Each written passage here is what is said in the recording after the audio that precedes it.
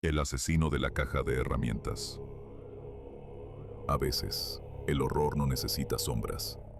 Basta con una cabaña en el bosque, un sótano sellado y dos mentes retorcidas. Esta es la historia de Leonard Lake y Charles Eng, conocidos como los asesinos de la caja de herramientas. Todo comenzó en 1985, en una pequeña propiedad rural en California del Norte. Una cabaña, aislada, silenciosa. Por fuera parecía un lugar para acampar. Por dentro, era un centro de secuestros, tortura y muerte. Leonard Lake era un exmarín, controlador, paranoico, con delirios sobre el fin del mundo. Quería crear un búnker donde las mujeres fueran esclavas y los hombres, desechables. Su cómplice, Charles Eng, joven, agresivo, sin remordimientos. Juntos, secuestraban parejas. A los hombres, los ejecutaban. A las mujeres, las encerraban. Grababan todo en video, pidiendo obediencia, exigiendo sumisión, como si fuera un ritual. Una de las grabaciones más perturbadoras muestra a una mujer llorando, rogando por su vida. Nadie acudió a su ayuda. El horror fue descubierto por accidente. Charles Eng fue atrapado robando una simple prensa de herramientas. Un acto menor que destapó el infierno. Leonard Lake fue detenido, pero antes de ser interrogado, ingirió una cápsula de cianuro que llevaba escondida. Murió al instante. Engi escapó a Canadá, pero años después fue extraditado a Estados Unidos y llevado a juicio. Lo más macabro estaba aún por revelarse. En la propiedad, la policía descubrió una fosa con restos humanos.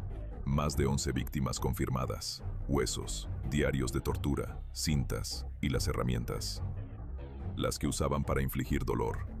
En 1999, Charles Eng fue condenado a muerte. Hoy permanece en el corredor de la prisión de San Quentin. ¿Cuántas víctimas más hubo? Nunca se supo con certeza. Algunos dicen que al menos 20, otros creen que muchas más. Lo que sí es seguro es que en ese bosque, durante años, nadie escuchó los gritos. Y aún hoy, las cintas siguen archivadas, como testigos de lo que dos hombres fueron capaces de hacer cuando la oscuridad se volvió hogar. El caso que estremeció a toda una comunidad. A comienzos de los años 90, en un tranquilo vecindario al norte de California, comenzaron a reportarse situaciones extrañas. Objetos fuera de lugar, autos desconocidos estacionados durante horas, vecinos que notaban luces encendidas a altas horas de la noche en una casa que se suponía vacía. La casa pertenecía a un hombre reservado, alguien que pasaba desapercibido, trabajaba como técnico de mantenimiento y no llamaba la atención, pero detrás de esa fachada tranquila ocultaba una obsesión con el control, el aislamiento y algo mucho más inquietante. Durante una inspección rutinaria por una denuncia de olores extraños, las autoridades ingresaron al lugar. Lo que encontraron fue algo que desafía cualquier lógica. Documentos organizados con meticulosidad, fotografías, grabaciones en VHS y lo más perturbador, una habitación oculta, sellada, sin ventanas, aislada del resto del mundo. La investigación reveló que aquella habitación había sido construida con un propósito. No era un estudio, no era un taller, era un espacio cuidadosamente diseñado para el encierro, la observación y el control. Los registros hallados en el sitio conectaban al propietario con desapariciones sin resolver en la región. Personas que se desvanecieron sin dejar rastro. Aunque el número exacto nunca se pudo confirmar, se presume que al menos una decena de víctimas pasaron por aquel lugar sin que nadie lo notara. El hombre fue detenido días después, en una estación de servicio, sin oponer resistencia. Llevaba consigo una libreta con nombres, fechas y frases que hasta hoy nadie ha podido explicar.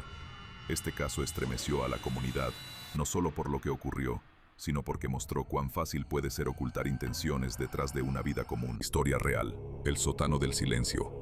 En 2008, una joven de 19 años ingresó a un hospital en estado grave. Estaba desnutrida, temblaba sin control y apenas podía hablar. Los médicos pensaron que se trataba de un caso extremo de abandono, pero al escuchar lo que tenía que decir, todo cambió. Su nombre era Elizabeth, y lo que reveló dejó sin aliento a todo un país. Durante más de 9 años, había estado encerrada en el sótano de su propio hogar, por alguien que debería haberla protegido, su propio padre. La casa estaba en un vecindario común, familias, parques, niños jugando. Nadie, absolutamente nadie, sospechaba lo que pasaba bajo tierra. El lugar tenía un sistema de aislamiento, puertas dobles y un código de acceso. Todo había sido construido con planificación y perversión. Durante su encierro, Elizabeth fue forzada a vivir en condiciones infrahumanas. Comía lo que se le dejaba, dormía sin ventanas, y lo peor, no estaba sola. Con el tiempo, dio a luz a varios hijos, niños que nunca habían visto la luz del día, niños que nacieron y crecieron en ese sótano. El padre, Joseph Fritzl, mantenía una doble vida. Arriba era un ciudadano ejemplar, abajo, controlaba cada segundo de las vidas que él mismo había encerrado. La verdad salió a la luz cuando uno de los niños se enfermó y fue llevado al hospital. Fue la primera vez que alguien fuera de esas paredes vio a uno de ellos. La policía investigó, y lo que descubrieron congeló la sangre de todo un país. Joseph Fritzl fue arrestado, juzgado y condenado a cadena perpetua, pero el daño ya estaba hecho. Una familia entera había sido borrada del mundo durante casi una década, apenas a unos metros de la superficie.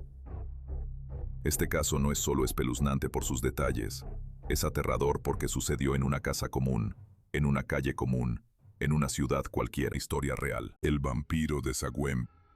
Marczewski nació en 1927 en Dąbrowa Górnicza, Polonia. Trabajaba en una mina. Vivía una vida aparentemente común, pero entre 1964 y 1970, algo cambió. Alguien comenzó a desaparecer. Mujeres jóvenes, unas 14 según el veredicto. Apodado el vampiro de Zagłębie, cazaba en zonas industriales. Vecinos escucharon gritos, vieron sombras, pero nadie alertó a tiempo. La policía tardó años en ver el patrón. 2 veces más víctimas fueron atacadas. Luego se frenó todo. Fue detenido en 1972, acusado de 14 homicidios y 7 intentos más. Durante el juicio, él guardó silencio. En julio de 1975, el tribunal dictó sentencia, pena de muerte. Fue ejecutado en abril de 1977.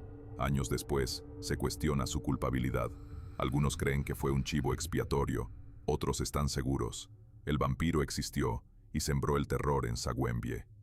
Esta historia nos recuerda algo aterrador. A veces, el mal vive entre vecinos, detrás de una vida común.